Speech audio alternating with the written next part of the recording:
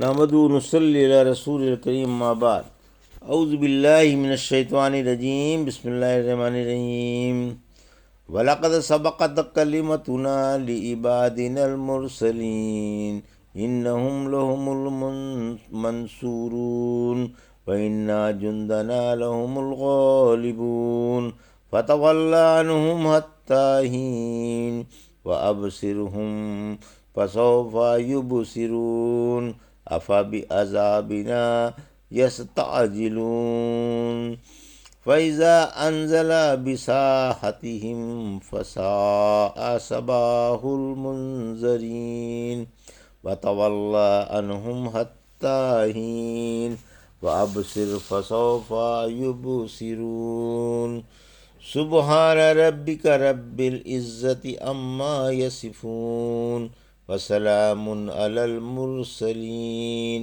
والحمد للہ رب العالمین۔ ابھی آپ نے سورہ صافات کی آیت 171 سے 182 کی تلاوت سماعت فرمائی۔ ان آیتوں کا ترجمہ اور تفسیر اس طرح ہے: وَلَقَدْ سَبَقَتْ كَلِمَتُنَا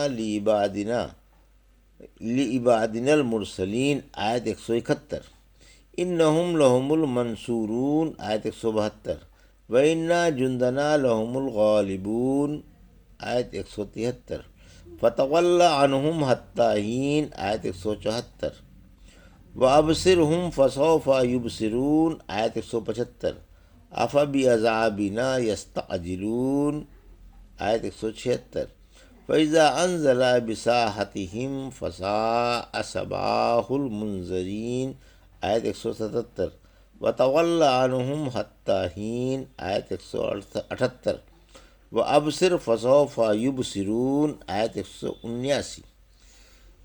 ترجمہ: بے شک ہمارا کلمہ اپنے بھیجے ہوئے بندوں کے بارے میں سبقت کر چکا کہ انہیں کی مدد کی جائے گی اور یقیناً ہمارا لشکر ہی غالب رہے گا، لہٰذا آپ کچھ مدت تک ان سے اعراض کیے رہیں، آپ انہیں دیکھتے رہیں اور یہ بھی عنقریب دیکھ لیں گے، تو کیا یہ ہمارے عذاب کی جلدی مچا رہے ہیں؟ پھر جب یہ عذاب ان کی آنکھوں میں اتر آئے گا تو ڈرائے ہوئے لوگوں کی صبح بری ثابت ہوگی۔ آپ کچھ عرصے تک ان سے اعراض کیے رہیں اور دیکھتے رہیں، یہ بھی جلدی ہی دیکھ لیں گے۔ یہ تھا ترجمہ سورہ صافات کی آیت 171 سے 179 کا۔ تفسیر: آیت 171 اور 72، رسولوں اور مسلمانوں کی امداد کا وعدہ، یعنی پہلی کتاب میں یہ بات لکھی جا چکی ہے کہ خوشگوار انجام نبیوں کا اور ان کے ماننے والوں ہی کا ہوتا ہے، دنیا میں بھی اور آخرت میں بھی۔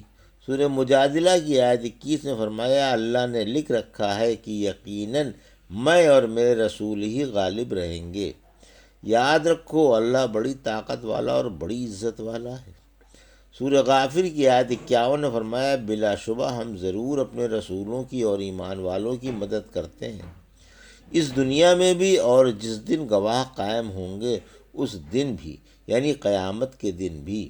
رسولوں کی اور ایمان والوں کی کافروں پر امداد کا بیان گزر چکا کہ جن قوموں نے نبیوں کو جھٹلایا اور ان کی مخالفت کی، اللہ نے انہیں کس طرح تباہ کر ڈالا اور انہی میں سے اپنے رسولوں کو اور ایمان والوں کو کس طرح بچا لیا۔ بھلا جسے اللہ رکھے اسے کون چکھے۔ آیت 173، یعنی انجام ہمارے ہی غلبے کا ہے اور آخر میں میدان ہمارے ہی ہاتھ رہے گا۔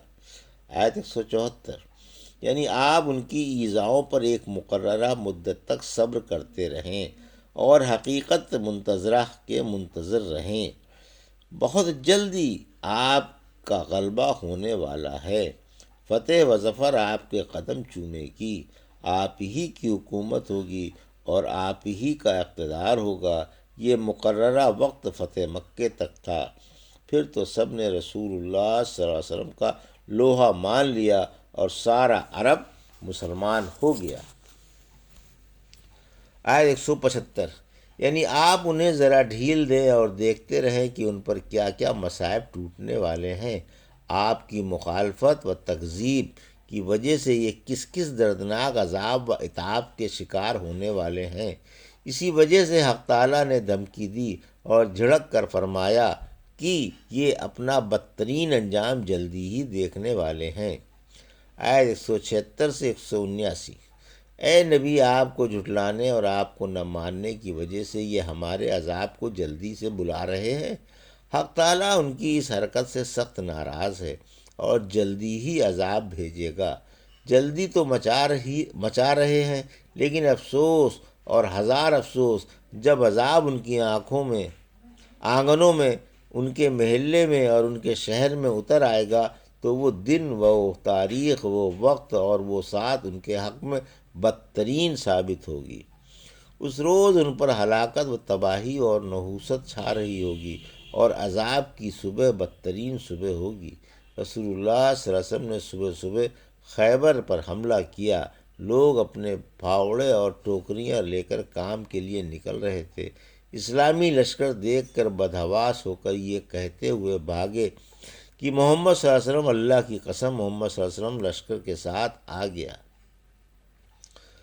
آپ نے فرمایا، اللہ اکبر، خیبر برباد ہوا۔ یقیناً جب ہم کسی قوم کی آنگنوں میں اتر آتے ہیں تو ڈرائے ہوئے لوگوں کی صبح بدترین ہوتی ہے۔ آیت 178 اور 179۔ یہ دونوں آیتیں مذکورہ بالا آیتوں کی تاکید کے لیے لائی گئی ہیں۔ سبحان ربک رب العزت عما یصفون وسلام علی المرسلین والحمد للہ رب العالمین۔ آیت 180 اور 182۔ ترجمہ: آپ اپنے عزت والے رب کی ان باتوں سے پاکی بیان کریں جن کو یہ مشرک اس کی طرف منسوب کرتے ہیں، اور پیغمبروں پر سلامتیاں ہوں، اور تمام بڑائیاں اللہ ہی کے لیے ہیں جو تمام جہانوں کا پروردگار ہے۔ یہ تھا ترجمہ آیت 180 سے 182 کا۔ تفسیر آیت 180۔ اللہ مشرکوں کی بکواس سے پاک ہے۔ حق تعالیٰ اپنی ذات والا صفات کو ظالموں کی بکواس اور خرافات سے بلند و برتر و پاک و صاف اور بری و قرار دیتا ہے کہ وہ ان نافرمانوں، جھٹلانے والوں اور حدود سے آگے پھلانگنے والوں کی لغویات و خرافات سے مقدس و منزہ ہے۔ اسی وجہ سے فرمایا کہ آپ عزت والے رب کی، جس کی عزت و شان کو کوئی پا نہیں سکتا، ان حد سے آگے بڑھنے والے اور طوفان اٹھانے والوں کی باتوں سے پاکی بیان کریں۔ آیت 181۔ انبیاء کو سلامتی کی بشارت۔ دنیا اور آخرت میں پیغمبروں پر سلامتی ہی سلامتی ہو، کیونکہ رب کے بارے میں ان کے اقوال و افعال شرک سے سلامتی والے تھے اور صحیح و برحق تھے۔ آیت 182۔ بڑائیاں ہر حال میں دنیا اور آخرت میں اللہ ہی کے لیے ہیں۔ چونکہ تسبیح میں کمیوں اور برائیوں سے برات پائی جاتی ہے، جس کو ثبوت کمال لازم ہے، جیسے حمد و کمال والی صفتوں پر دلالت کرتی ہیں، اور عیوب و نقائص سے پاکی کو لازم ہے، اس لیے تسبیح و حمد کو ایک ساتھ بیان کیا گیا۔ قرآن میں اکثر جگہ دونوں کا بیان ایک ساتھ ہی آیا ہے۔ کفارہ مجلس کی دعا۔ رحمت عالم صلی اللہ علیہ وسلم نے فرمایا، جب تم مجھے سلام بھیجو تو تمام رسولوں پر بھی سلام بھیجو، کیونکہ میں بھی دیگر رسولوں کی طرح ایک رسول ہوں۔ رحمت عالم صلی اللہ علیہ وسلم نے فرمایا، اگر کوئی قیامت کے دن پیمانہ بھر کر اجر لینا چاہے تو جب کسی مجلس سے اٹھنے کا ارادہ کرے تو سبحانک اللہ پڑھ لیا کرے۔ جس نے ہر نماز کے بعد سبحانکا 3 دفعہ پڑھ لیا، اس نے پورا اجر سمیٹ لیا۔ چند حدیثوں میں مجلس کے کفارے کی یہ دعا بھی آئی ہے، سبحانک اللہم و بحمدک لا الہ الا انت استغفرک و اتوب الیک۔ اے اللہ تو پاک ہے اور لائق تعریف ہے، تیرے سوا کوئی معبود نہیں، میں تجھ سے اپنے گناہوں کی معافی چاہتا ہوں اور توبہ کرتا ہوں۔ الحمدللہ سورہ صافات کی تفسیر مکمل ہوئی۔ اللہ قبول فرما کر ذخیرہ آخرت بنائے، آمین۔ یہ تھا سورہ صافات کی آیت 171 سے 182 کا ترجمہ اور تفسیر جو بھی آپ نے سماعت فرمائی۔ بارک اللہ لی ولکم فی القرآن الحکیم ونفعنا ایاکم بآیات الذکر الحکیم۔